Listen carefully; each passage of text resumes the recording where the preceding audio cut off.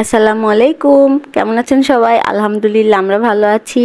তো ক্যাপশন দেখে বুঝতে পারছেন আজকে আপনাদের কি দেখাতে যাচ্ছি। তো আমরা যাচ্ছি হচ্ছে চকপ্রাণে, যেটা আমাদের দেশের বাসা। তো যাইতেই দেখলাম যে এখানে মিনি স্টেডিয়াম বানাইতেছে। তো স্টেডিয়ামটা অনেক সুন্দর লাগছে, হয়তো আরো সুন্দর করবে ইনশাল্লাহ, সামনে দেখাবো। তো এই তো আমাদের জমি চারিদিকে ভুট্টার গাছ, আর এই অল্প একটু জায়গা রাখছি এই শখের গাছগুলো করব দেখে। তো মাশাল্লাহ অনেক ভালো ফলন হয়েছে।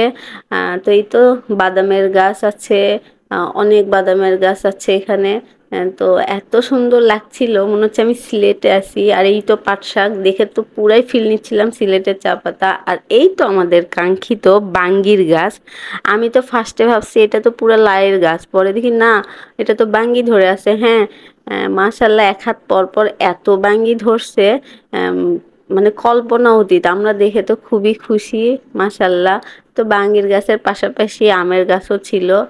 ছোট ছোট গাছে এত ঝাঁকে আম ধরছে, দেখে খুব ভাল লাগছিল। আর আমগুলো নাকি মিষ্টি। তো অনেকদিন পরই যাওয়া হয়েছে উম দেশের বাসায়।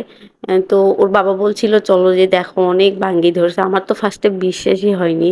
আপনাদের নিজের চোখে যদি দেখাইতে পারতাম যে অল্প একটু জায়গায় যে এত ফলন হবে, আমরা বিশ্বাসই করতে পারি নাই।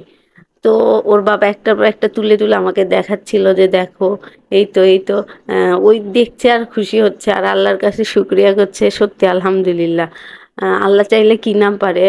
তো বাঙ্গির আমরা প্যাকেট কিনছিলাম, ওই যে বীজের প্যাকেটগুলা। তো ওখান থেকে ফুল বীজ নাকি দেওয়াই হয় নাই, অল জাস্ট কয়েকটা দেওয়া হয়েছে, তাতে এত ফলন হয়েছে। আলহামদুলিল্লাহ আলহামদুলিল্লাহ।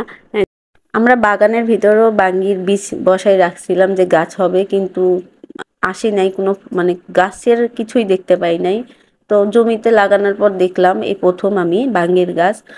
তো যাই হোক, তোর বাবাই তো বাঙ্গি একটার পর একটা তুলছিল।